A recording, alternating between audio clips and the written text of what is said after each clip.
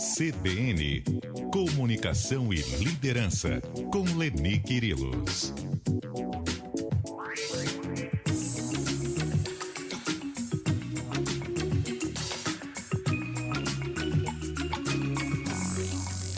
Boa tarde, Leni Quirilos, tudo bem? Boa tarde, Cássia. Boa tarde, Nadédia. Boa tarde a todos. Boa tarde, Leni. Leni, recebemos aqui a dúvida do nosso ouvinte André, que é de Campinas. O que ele nos conta? Que ele é a segunda geração de uma empresa familiar. E ele nota, Leni, uma mistura muito grande de negócios com família. E aí ele te pergunta, o que ele faz? Situação delicada e, gente, eu fiquei surpresa com os dados que eu consegui levantar e identificar sobre isso. O Léo Kaufmann, ele é criador do RH, curador, quero dizer, do RH Summit. Ele lida muito com pessoas de departamentos de RH. E ele conta o seguinte, olha só, as empresas familiares no Brasil representam 90% das empresas brasileiras. Olha a quantidade, eu não tinha essa ideia. Elas respondem por 65% do PIB e elas geram 75% dos empregos formais.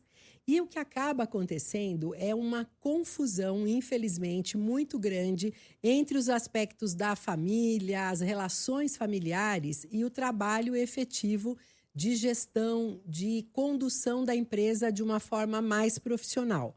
Para vocês terem uma ideia, olha que curioso, mais de 70% das empresas que são brasileiras não têm planejamento sucessório. Não param para pensar nisso, para ver como vão se planejar. Apenas 30% a 36% das empresas chegam à segunda geração. Então, o André, o nosso ouvinte, ele é um privilegiado aí, que a dele está chegando na segunda geração, apenas 30% a 36%.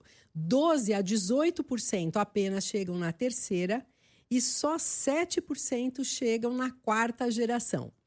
Por uma questão de falta de gestão. A governança familiar tem que ser vista, gente, como uma proteção e não como uma ameaça, que é o que muitas vezes acontece. As relações acabam se misturando, os familiares ficam muito com o pé no chão. A gente tem que destacar aqui o tanto que a relação entre as pessoas da mesma família é delicada. Costuma ser um público, um grupo de pessoas que, claro, nos conhecem desde pequenininhos, desde crianças. Então, existem sensibilidades, existem questões mal resolvidas que muitas vezes acabam impactando negativamente.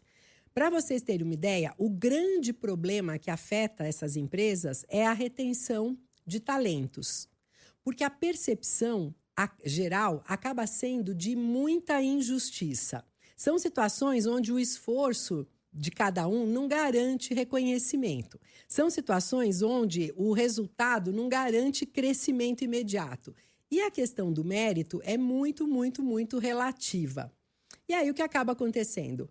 O profissional se sente menos reconhecido, se sente menos valorizado, os bons acabam picando a mula e acabam sobrando só os medianos, que muitas vezes deixam a desejar em relação às entregas.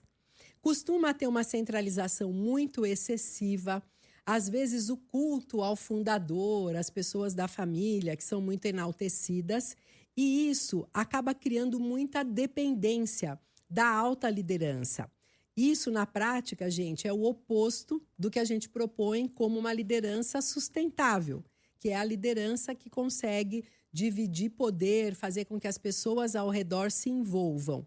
Isso gera muitas disputas e uma coisa que acontece com muita frequência é que o RH, que é a área responsável por conduzir as boas relações dentro da empresa, acaba ficando meio de mãos atadas, porque tem menos autonomia, acaba sofrendo muito a interferência das pessoas da família que, claro, não tem o preparo, não é, para lidarem com aquilo.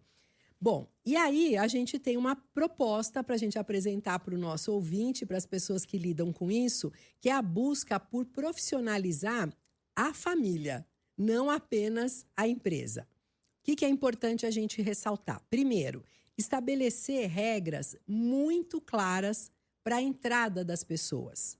Então, não é porque é o irmão, não é porque é o sobrinho, não é porque é o primo que vai ter o lugar definido lá, reservado para ele naquela empresa. Quais são os critérios? Quais são as regras? O que essa pessoa deve desenvolver? Ter esses critérios e comunicar esses critérios de uma forma bastante objetiva. O que significa cada cargo? Qual é a remuneração relacionada a esse cargo? Quais são as expectativas de entrega dessas pessoas? É algo que tem que estar muito claro também. Criar espaços formais dentro da empresa para lidar com conflitos. Claro que o parentesco vai impactar, vai influenciar.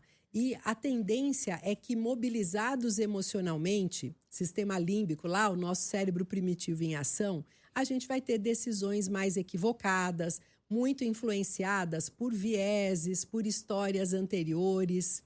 Às vezes, né, gente, toda família tem isso. Existem mágoas, existem sensações de injustiça no decorrer do desenvolvimento e isso acaba atrapalhando. Separar, do ponto de vista mais prático, o patrimônio familiar do patrimônio empresarial, para evitar confusões nesse sentido. E, na verdade, é algo que exige uma governança muito clara, critérios muito transparentes, coragem e maturidade. E, claro, a comunicação transparente e eficaz é a ferramenta necessária onde as pessoas vão ter oportunidade de se colocarem, de trazerem o que elas pensam, no que elas acreditam, o que efetivamente incomoda e, principalmente, o que se espera de cada uma dessas pessoas. Aí a gente desenvolve relações mais harmônicas e a tendência é que a coisa caminhe bem. Vale a pena, né? Sem dúvida. Leni Quirilos, muito obrigada. A gente volta a conversar na semana que vem. Até lá. Combinado. Semana que vem vou falar da IALP, do congresso que termina hoje lá em Belém. Trazer boas novidades aqui, tá bom? Obrigada, gente. Ótimo restinho de semana para vocês.